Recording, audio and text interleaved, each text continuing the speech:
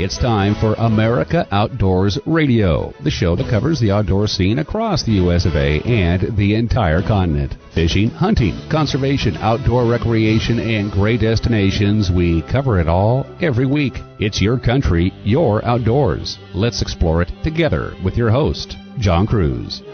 It's Memorial Day weekend, and I've got a movie recommendation for you. It's one that's been out for a while. It has absolutely nothing to do with hunting and fishing. It's a war movie, and it might be the most brutally accurate depiction of what our soldiers have suffered through. The movie, Saving Private Ryan. The setting, the beaches of Normandy, France, which was invaded by the Allies 75 years ago on June 6th, forever known as D-Day. We lost a lot of American soldiers that day, and in the weeks that followed too, especially at Omaha Beach. And this movie, at the beginning and end, pays tribute to that sacrifice.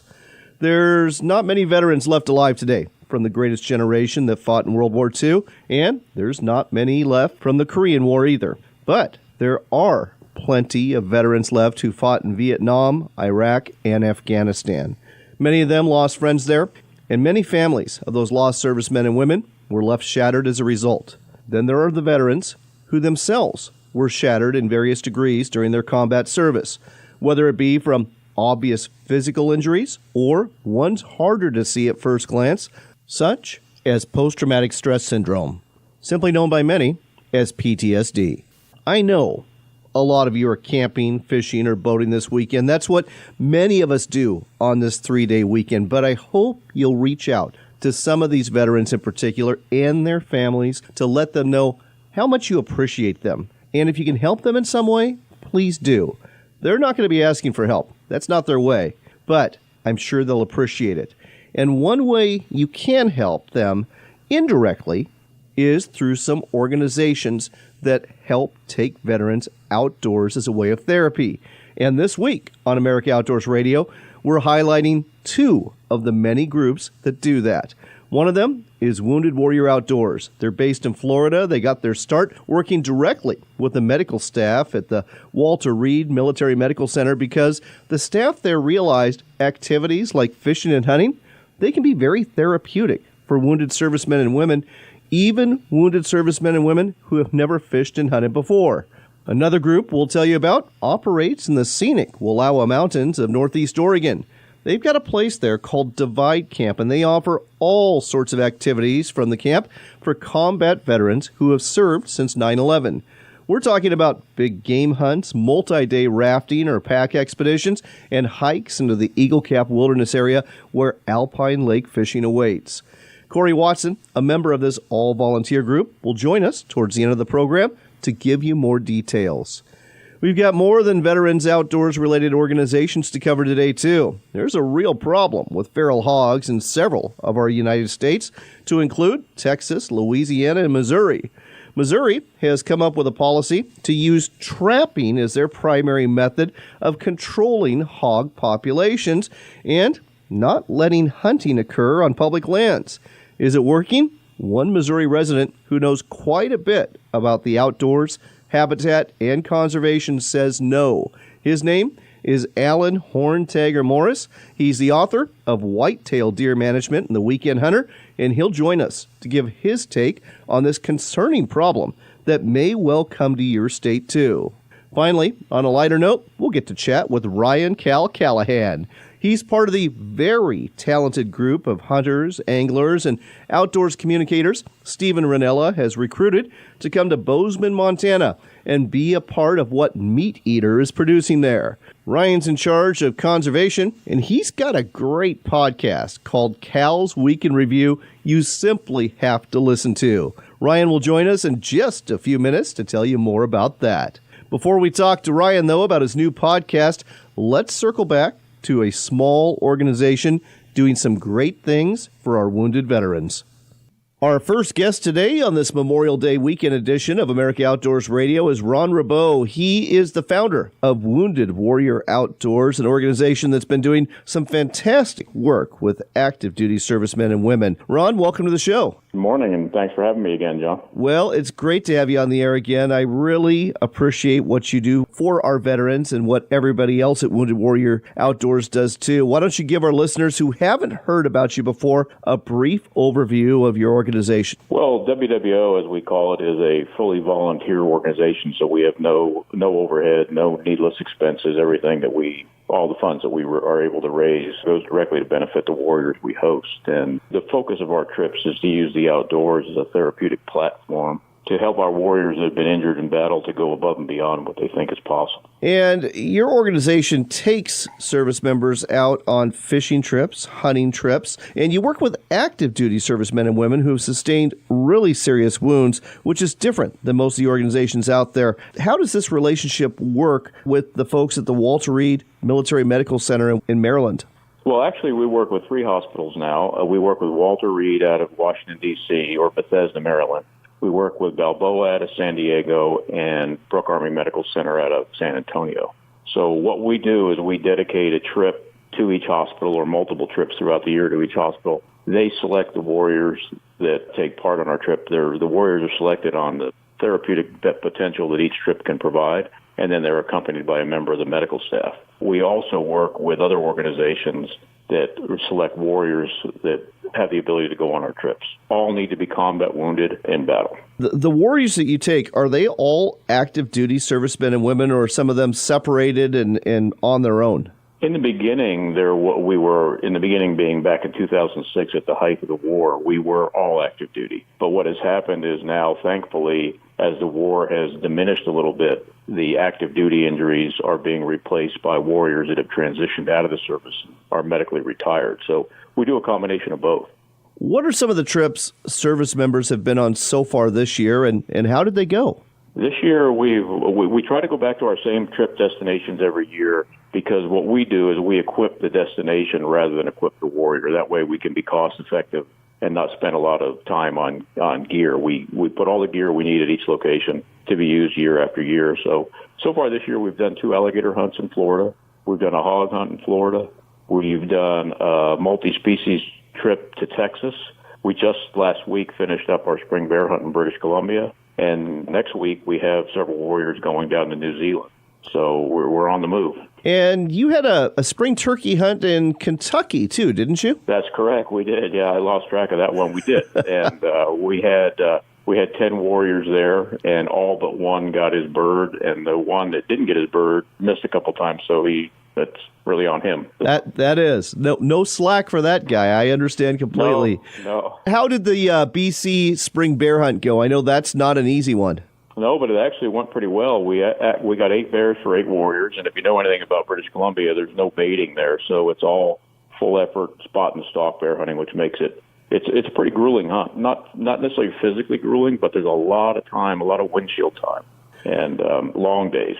I understand that not all of the people that go on these hunts are actually hunters. Some of them are hunting for the first time. The vast majority, I used to know the statistics, but at that time, years ago, it was over 70% of the warriors that have gone on our trip had never hunted or fished before, because of the selection process being therapeutic-based, not for the hunt. We use the hunt as the motivation. We're not there to take hunters, per se, on multiple trips. It's all about therapy. What's the feedback that you've been getting from the soldiers and sailors and from the medical staff?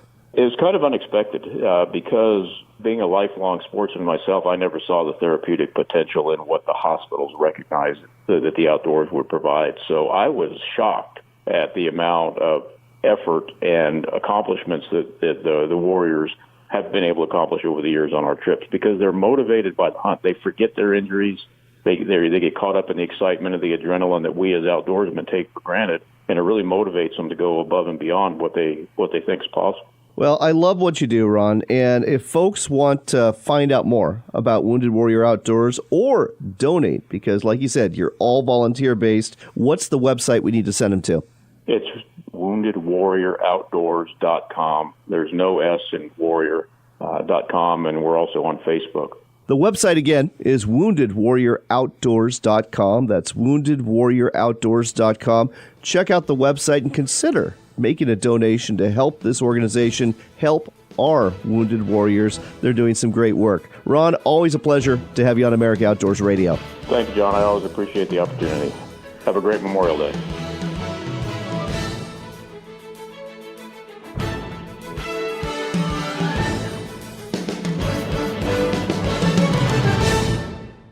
They were our brothers, our sisters, sons and daughters. They were our parents, family, our neighbors, and our friends. How can we express the gratitude that we all owe the thousands and thousands of American veterans who have sacrificed so much for our country's freedom? It was they who stepped forward from the time this country was created to fight for everything we know about liberty and freedom. And although we celebrate their victories and console them for their losses by creating monuments and honoring them in parades, the truth is we can never do enough for the freedom they've given us. Perhaps the most important thing we can do is reach out to those veterans closest to us and simply tell them, thank you. Thank you for all you've done for freedom. All of us at Shiloh Inns would like to take this opportunity to recognize the many men and women who have served and continue to serve our country so that we will always be free. Thank you, veterans, from everybody at Shiloh Inns. We've been telling you about Sportsman's Cove Lodge in Southeast Alaska for a while now, and there's a reason. They are the only Alaska lodge we talk about in this show. It's because they're truly Alaska's best lodge. The adventure starts with a float plane ride from Ketchikan, after which you'll get the chance to experience some of the best hospitality, food, and wonderful people you'll ever meet. Wildlife is abundant, from bears and deer to eagles and whales, and let's not forget the reason you're here, the fishing. Halibut, salmon, lingcod, rockfish, true cod, and more. It's all waiting for you in abundance at Sportsman's Cove Lodge. Book your trip today at alaskasbestlodge.com. That's alaskasbestlodge.com for Sportsman's Cove Lodge.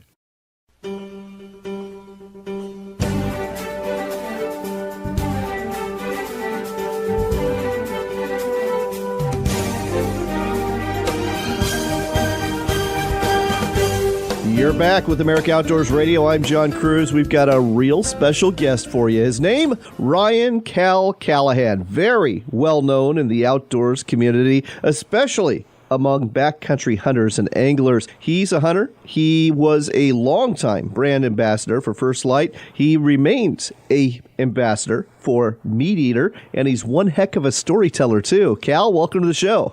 Hey, John, thank you very much. Happy to be here. Well, I thought that we ought to have folks catch up because you've got a whole bunch of things going on. And first and foremost, you've got a fun new podcast at themeateater.com, Cal's Week in Review. Tell our listeners all about it. Yeah, well, I sure think it's fun.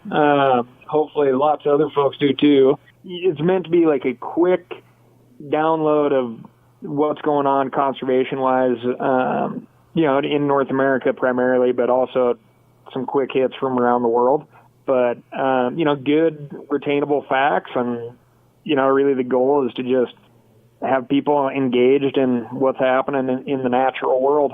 Well, I really enjoy this podcast for a couple reasons. Number one, you put more sound effects into a podcast than I think I've ever heard anybody do before. Just kind of goes along with the narrative. And number two, like I said, you're a good storyteller. I mean, just as an example, I was listening to episode number 2, and you start off talking about fossilized scat, and then you move to some tick issues that you've had based on a recent hunt.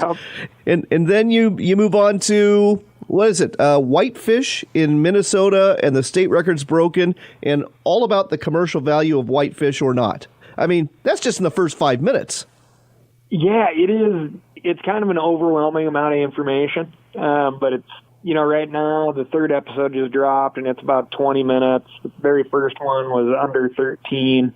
So hopefully it's something that if folks need a second run through, there's plenty of time for it. But yeah, it's supposed to be fast paced and just a lot of water cooler knowledge. Well, I like the fact that it's easily digestible. And I mean that from the point of view that, a lot of podcasts out there, they're going 90 minutes, they're going 2 hours. I mean, this is one you could actually just listen to at work while you're doing a task that's going to take, like you said, 15, 20 minutes. And it's just the perfect accompaniment for that sort of thing. Have you got any data yet? Because this is brand new about how many people are downloading and listening. Well, I think the third episode just dropped, and it's taking off much better than I could ever imagine. You get an idea, and it sounds, again, like this type of stuff, these conservation topics, anthropology, fish and wildlife have always been interesting and fascinating to me and well worth repeating. But you just don't know how many people are going to feel the same way until you put it out there. And it's been going very, very, very well. So pretty excited, and makes you feel good that other folks think this stuff is interesting as well.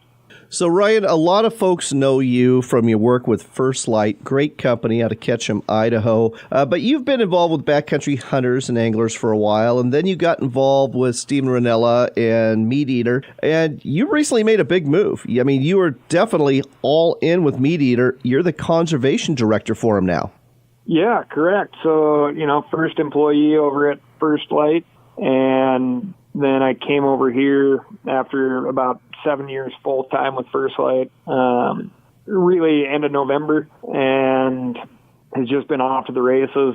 The crew over here at Meat Eater is just phenomenal, and it's a high pace of production and working on a bunch of podcasts, and, of course, the TV show, which is going to be, 7 or 8 seasons deep on Netflix here pretty quick. And it's just the fun part over here is it's so educational, and it's so open and welcoming that we get to talk to everybody in the spectrum, including everybody in the outdoors spectrum, including those that don't actually hunt or fish. And it's fun and fascinating, and certainly educational for me as well. And it's a really cool atmosphere over here. It's interesting to me, the growth of Meat Eater. Again, I think most people initially just associate it with just Stephen Ranella and his camera crew a few years ago. And now it's not just carved out a niche. It's becoming the gorilla in the room in the outdoors media industry. They've hired some incredible talent. They got you, Sam Lundgren from Backcountry Hunter Journal. They've got Anthony Licata, the editor-in-chief of Outdoor Life. I mean, something really big is happening in Bozeman, Montana with Meat Eater as of late. Yeah, and, honestly, you can say gorilla in the room, but it's a big friendly gorilla. Right? I mean, it's not... I like that. I like that in my mind's eye. I've got a smiling gorilla in the room now, so that's good. Go on. Yeah, and, we want to kind of get hunting and fishing back to something that's approachable. It's not just for badasses that, the industry has portrayed that image far too long. Right. And this is, it's a huge, huge, huge driver is food. Huge driver is really just recreation in the outdoors and the health benefits that being in the outside brings. And both mental and physical, and we're trying to, show all the educational benefits, the health benefits, the camaraderie, the family, the food, and making sure that people know that all this public land is theirs and they have a vested interest in it, and even if they're not outside enjoying it physically, they should feel really good that all this stuff exists. You are all doing a fantastic job. And, folks, there's an incredible amount of talent there. Go to themeateater.com and start digesting it. There's a ton of folks like you doing podcasts. It's not just you. But I've got to tell you, I really am enjoying what you're putting out every week. It's good stuff. It's very entertaining. And you feel a little bit smarter at the end of it, too. So kudos to you, Ryan. Oh, that's awesome. Well, thank you very much, and I appreciate you listening. And, yeah, my deal is Cal's Weekend Review, and it can be found anywhere podcasts are streamed or downloaded. So, check it out. Hit that furthest right-hand star and leave me a review. Let me know what you think. That's Cal's Week in Review, put together every week by Ryan Callaghan. Look for it on your favorite podcast platform, or go to themeateater.com and look for it there, and start listening to Cal's Week in Review. I think you're going to enjoy it as much as I do. Cal, thanks so much for joining us today on America Outdoors Radio. Thank you, John. Keep doing what you're doing. I love it.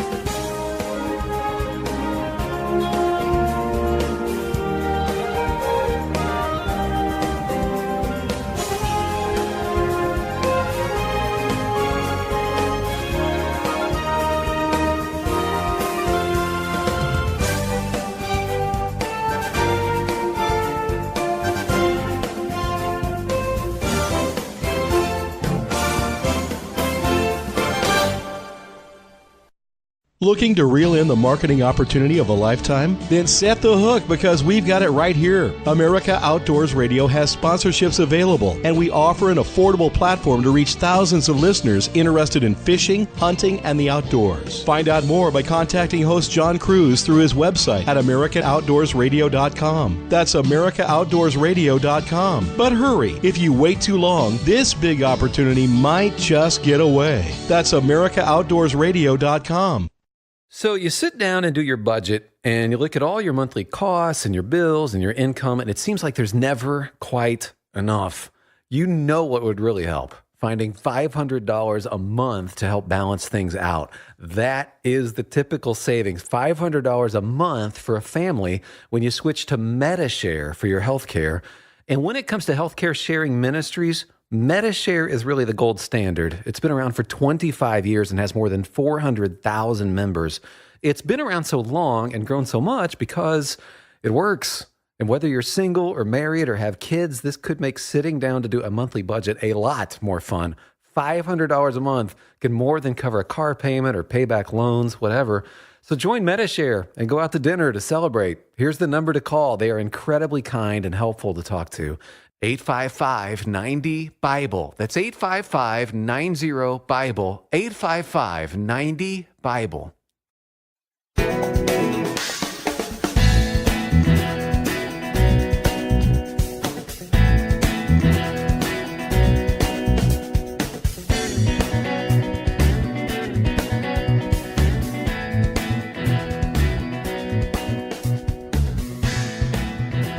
You're back in with America Outdoors Radio. I'm John Cruz, and we're heading to the Show Me State, Missouri. That's where we get to talk to Alan Horntagger. Morris, the author of White-tailed Deer Management and The Weekend Hunter. Alan, I know we usually talk about deer, but this week we're talking about a real problem animal in the state of Missouri, feral hogs. Why don't you tell our listeners, a lot of whom are not familiar with hog issues, how much of a problem this is in the state of Missouri right now and what these animals do to the landscape? Well, John, thanks for having me on. And give you an idea, they range from 80 pounds to 400 pounds. They're extremely nocturnal. They have about 2 to 3 litters a year, 18 piglets at a time. They give birth in the middle of the winter in Missouri.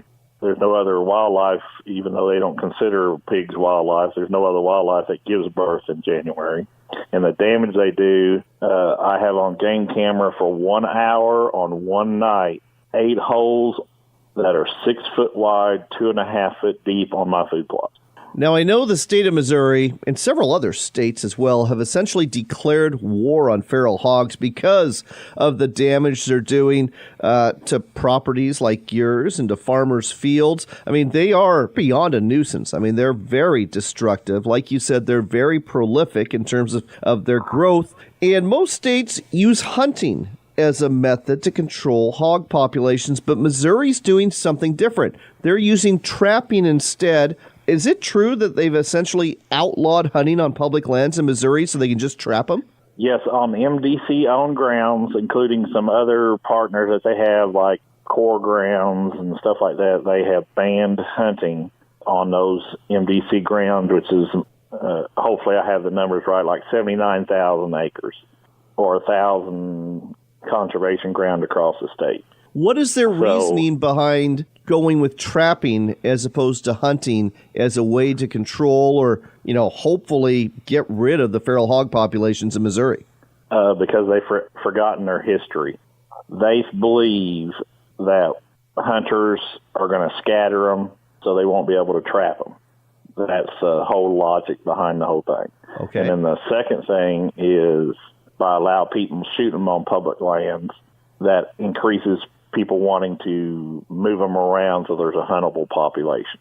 So they're trapping these animals using large traps to essentially try to trap entire family groups, sounders as they're called. How effective is trapping? I mean, are they getting a lot of hogs? Are they putting them down after they get them? The biggest lie told in Missouri today is that trapping is the most effective method. Okay. Well, trapping is an effective method. If you look at the research out of Tennessee, or out of Texas, they say around 33%. Okay. Well, that's all fine and well, but if you have electronic traps, electronic gates, electronic cameras where you can sit here and do it by sitting on the couch, trigger your gate, and catch the whole sounder, that's great. Unfortunately, we don't have cell phone service in parts of this country. In a lot of those rural areas, so they use tripwires. Well, you got 32 hogs in a sounder that walk up, 16 go into a trap. One of the pigs tripped the wire, the gate closes. They're squealing and banging around. If you've never seen it, you need to Google it and see what happens after a pigs are trapped. Now you got 16 hogs sitting on the outside. Say 8 of those are pregnant. They're the 4th smartest animal in the world. You think they're going to come into a trap again? That's the problem. And I understand there's another problem on top of that. Even though the state of Missouri touts the success of their trapping program, I understand that they don't trap during deer hunting season. Why is that? They want to allow people to have the opportunity to hunt deer.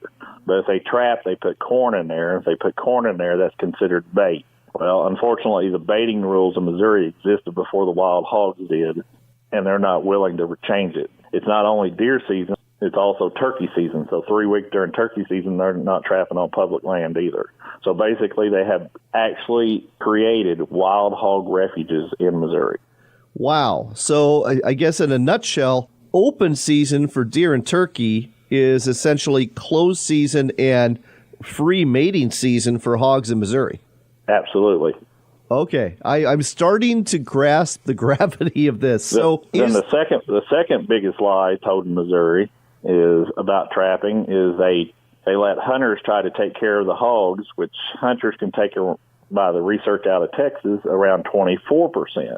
Okay, so they said that they had trapping and hunting going on the same time.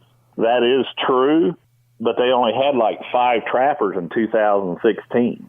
So if they only had 5 and now they have 58 trappers. Apparently the hunters were putting in the effort, but the agency didn't put the trappers out in the field to do the job at the same time. Okay, but that's statistics out of the state of Texas, correct? Yes, 24 and 33, yes. Okay, so it sounds like what you're getting at is that the solution is some hard trapping and some hard hunting, and if Missouri has any hope of getting ahead of the curve and making a dent in the populations. For it to be successful, there's one thing that has to be done. Just one thing. What's that? It has to be a complete comprehensive effort to control wild hog population. It requires 70% of the population to be killed to keep the population at the same number it was last year. To do that, you have to trap, you have to snare, you have to hunt with dogs, and you have to shoot at night using thermals. All those have to be implemented to get to 70%, because if you look at trapping 33%, hunting 24%, that doesn't get you to 70%. Wow. And I assume it has to be done year-round, and that the hogs don't get a closed season like they currently do. Yeah, there's no refuge season for a hog. That is absolutely stunning revelation about how bad this problem is. And I guess the other stunning revelation is you're seeing it in Missouri, but the states of Texas, Louisiana, they're having exactly the same problems. Are they having any better success than what's going on in Missouri? No, there's not been a state. Biologists, scientists, and agencies outside of Missouri, feral hogs have managed to survive and adapt and increase their numbers despite attempts at population control. To keep the population in check, continued controls of 70% plus annually is highly unlikely to eradicate a hog population within an established range, which we now have in Missouri, because Missouri has yet to break the 25% threshold of killing hogs with what population of 20 to 30,000 in 2017 that the Mark Twain National Forest put out. Alan, I know you are preaching to the legislators in the state of Missouri, along with several other folks, about this issue. I wish you success. In the meantime, folks, if you're listening, consider going hog hunting in states where it's allowed. You are helping out those states when you do so. Is there a website where folks can find out more about this issue in Missouri and other states, Alan? You could go to the Facebook page, Missouri Feral Hogs, or you can go to North American Wildlife and Habitat.com, and there's about 15 pages of feral hog information on that in Missouri, but the Missouri Feral Hog Facebook page will get you there too, and we'll have current daily, weekly information, just like the article that I sent you, the War on Pigs. There certainly needs to be a war on pigs because, as you're telling us, this is definitely getting out of hand. Alan, thanks for sharing this with us today on America Outdoors Radio. Thank you.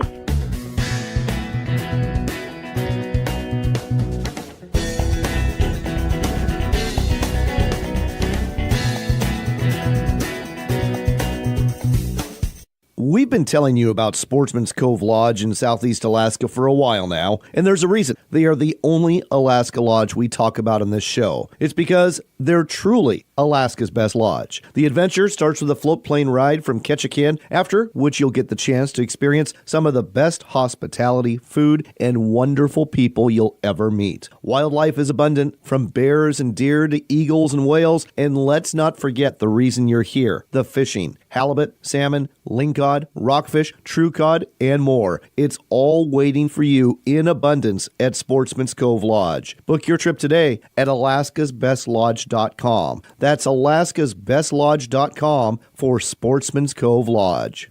They were our brothers, our sisters, sons and daughters. They were our parents, family, our neighbors, and our friends. How can we express the gratitude that we all owe the thousands and thousands of American veterans who have sacrificed so much for our country's freedom? It was they who stepped forward from the time this country was created to fight for everything we know about liberty and freedom. And although we celebrate their victories and console them for their losses by creating monuments and honoring them in parades, the truth is we can never do enough for the freedom they've given us. Perhaps the most important thing we can do is reach out to those veterans closest to us and simply tell them, thank you. Thank you for all you've done for freedom. All of us at Shiloh Inns would like to take this opportunity to recognize the many men and women who have served and continue to serve our country so that we will always be free. Thank you, veterans, from everybody at Shiloh Inns. There's a place where the fishing is year-round, where the sun shines 300 days a year.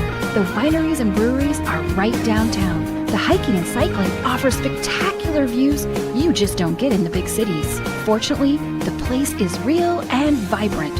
It's the Dalles, Oregon, just 90 short minutes from Portland, along the gorgeous Columbia River, where the adventures are limited only by your imagination.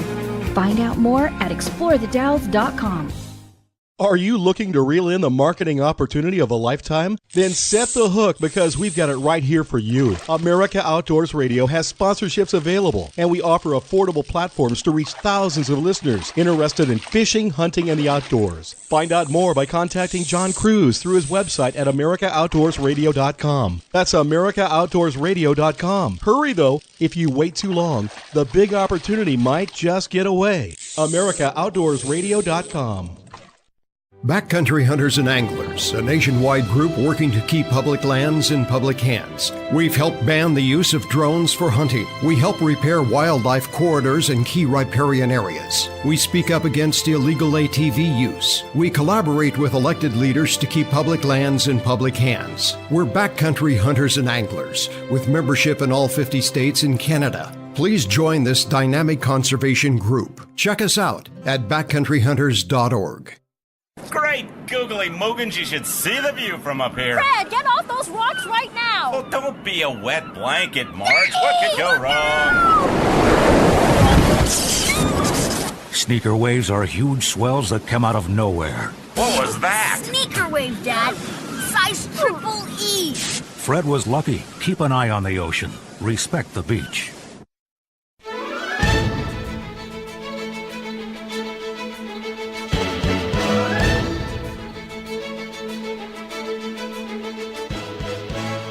You're back in with America Outdoors Radio. I'm John Cruz. We've got an outdoors news story for you from the tournament trail. Pro Kyle Grover of Rancho Santa Margarita, California, caught a 5-bass limit weighing 26 pounds, 2 ounces last Saturday, the heaviest limit weighed in a 3-day tournament at California's Clear Lake. In doing so, he won the Costa FLW Series there, presented by Ranger Boats. His 3-day total of 15 bass weighed 66 pounds, 13 ounces. That is a heavy 3-day bag of bass, and it was more than enough to earn him the victory by a 8-pound, 13-ounce margin. In other words, he towered over the competition. And because of that, he got the top prize of $80,000+, which included a new Ranger boat with a 200-horsepower Evinrude or Mercury outboard. Grover flipped jigs and fished wacky rigged Senkos for success and found a hot spot on the first day of the tournament, catching a 7-pound bass within his first few casts. That same spot gave up a 6-pounder and a 3 3/4-pound bass on the final day too, which, as I mentioned, propelled him into first place by a long shot. Way to go, Kyle. That's some good bass fishing at a tough lake to fish there. Our final conversation for this Memorial Day weekend edition of America Outdoors Radio is taking place with Corey Watson. He's with an organization called Divide Camp. It's another great organization that is helping our veterans and giving them therapy through outdoor recreation. Corey, great to have you on the air. Good morning. So Divide Camp, it's in Northeast Oregon in Wallowa County, but exactly what are folks going to find there at Divide Camp, and exactly where is it located in Wallowa County? In Wallowa County, it's located just outside of the town of Joseph. It's about 15 miles outside of town up in the Wallowa Mountains, and what we have there is a beautiful lodge. We have 4 cabins, one being a wheelchair-accessible cabin, and that is what we have, and we're all set up to bring up combat wounded vets. And I think it's important to note here, folks, you know, there's a lot of organizations out there that service veterans, but you service combat wounded vets, and they're combat wounded veterans that have sustained their injuries since 9/11. Is that correct? That is correct. All right, so let's talk about some of the activities you have, because you have a whole slate of activities for this summer. We do. We're going to start off with some work parties just to get camp opened up and cleaned up, ready for guests. What we found out is we get some of the veterans that have come out in the past like to come do that and volunteer and give back a little. But as far as activities, we have some awesome backpacking trips up into the Eagle Cap Wilderness. We usually do a couple river trips a year, one down the Grand Ron River and one down the Snake River. And we use Winding Water River expeditions for those. They're a fantastic group that take very good care of our veterans that come out. We're going to be doing a llama pack trip again this summer, which is pretty cool for veterans that may have some back issues that can't carry a pack to go backpacking. So we have the llamas that take most of the gear up. And then you've got a whole bunch of hunts for elk and deer and more. Yeah, we do elk hunting, deer hunting. Last year, I believe we were right around 30 veterans came out for hunting, in which I believe we're at 100% success rate on our hunts last year. It's mostly in the fall, and it's great program that's just been getting bigger and bigger every year. How many veterans do you send on these programs? You know, we'll take a look at last year, if you know the approximate number. Last year we were just over 50. Actually, I believe it was 58 altogether. It's kind of hard to get an exact number because we had some folks that come up for a work party and they were kind of in and out. But we were over 50, and all these trips that we do are completely free to the veteran that is able to come out. We provide everything, the food, the gear if necessary. If you're going backpacking, we have all the backpacking gear. If you're going hunting, we'll even have the rifles, and we purchase all the tags and licenses if you're hunting or fishing. And transportation, we reimburse all that. So it's when we say it's completely free, it's completely free. All we want is to get the veteran out and show them a good time and let them heal. You're located in Northeast Oregon, and most of your clientele comes from Oregon, Washington, and Idaho, but you're up for helping out veterans from any state, aren't you? That's correct. We've had veterans come out from Texas, Alabama. I believe we had one from Florida, Utah. Yeah, we just, if a veteran needs help, we're there. I know you do outreach at sportsman shows. That's where we met, is a sportsman show in Portland, Oregon. But how are veterans, especially from these other states, how are they finding you to get a hold of you to go on these trips, and how do they go about signing up for one? Well, we have our website, which is www.dividecamp.org. That's where our actual application is at. The application process starts there. But if we don't meet you at the sportsman show, a lot of it is word of mouth. There's a few different organizations that'll have us on their list of, veteran organizations that help veterans. But a lot of it's just word of mouth. We'll get a veteran that comes out, and they got 10 buddies that they served with that they'll tell, and that's how it goes. Divide Camp is located a beautiful place in the Wallowa Mountains, but you actually have your headquarters, or a headquarters building, I should say, in Joseph, Oregon, that's manned during the summer. What happens there? So what we do there is, for all the veterans coming in, that's just a good meetup spot, because you're not going to be able to find a camp just by directions. Right. So we'll usually meet up there in town and then shuttle up to the campsite. But also it's a good place, and there's a lot of tourist activity in the summer, and it's a good spot for people wandering through town. They can come in and learn about what we do. We have all of our information there, and we love spreading the word of what we do. Well, and folks, if you haven't been to Joseph, Oregon before, I'll tell you what, it's one of the prettiest towns and one of the prettiest locations in North America. I would encourage you to check it out. And when you're in Joseph, be sure to stop by the Divide Camp headquarters. Last but not least, this is a nonprofit organization. I know you need funds to help our veterans. How can people help you? Well, what you can do to help out is just on our website. There's a spot there where you can donate. There's a little, looks like an imprint of a combat boot. I believe it just says donate now, and you can go on there and you can either do a one-time donation, or you set up to where you can do monthly giving. Anything that anyone can do is greatly appreciated. And what I'd like to mention is that we're all volunteer staff at Divide Camp. So if you donate money, the vast majority of that goes directly into bringing veterans out to camp and helping them heal. I love hearing this, and I love what you're doing for our combat veterans. Again, folks, the website to go to is dividecamp.org. That's dividecamp.org. It's a little camp up in Northeast Oregon, but they're doing great things for our veterans, getting them out in the wilderness for rafting trips, for pack trips, for hiking trips, and for hunts that help them to heal. Corey, thanks for sharing this with us today on America Outdoors Radio. Thanks, John. While you're on the web, I hope you'll like and follow our Facebook page at America Outdoors Radio, and be sure to check out our website too at AmericaOutdoorsRadio.com to find previews of upcoming shows. If you like to listen Online, you can catch our show every Saturday morning at 6 a.m. Eastern Time on talkamericaradio.us, and you can catch our show as a podcast. We upload it a few days after it airs on several different platforms. There's Podbean, Stitcher, and Radio Public. Just look for America Outdoors Radio, or go to our YouTube channel, which is Northwestern Outdoors. That's one word. You'll get to hear this show and our sister show covering the Northwestern U.S. As we wrap things up, I know, like I said at the beginning of the show, a lot of you are out camping this weekend, maybe boating, maybe fishing. I think it's wonderful. It is the unofficial kickoff of summer, after all, for all of these activities. But I also hope you'll remember the fallen and the families who have lost service members. Say thanks, give gratitude, and if there's a Memorial Day function happening at a place near you,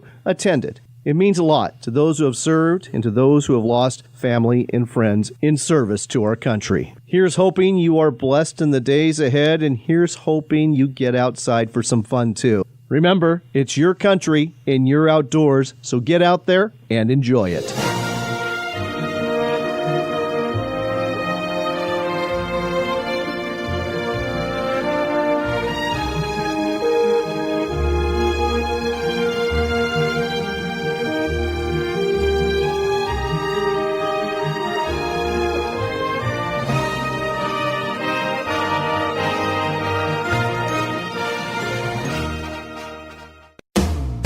There's a place where the fishing is year-round, where the sun shines 300 days a year. The wineries and breweries are right downtown. The hiking and cycling offers spectacular views you just don't get in the big cities. Fortunately, the place is real and vibrant. It's the Dalles, Oregon, just 90 short minutes from Portland, along the gorgeous Columbia River, where the adventures are limited only by your imagination. Find out more at explorethedalles.com.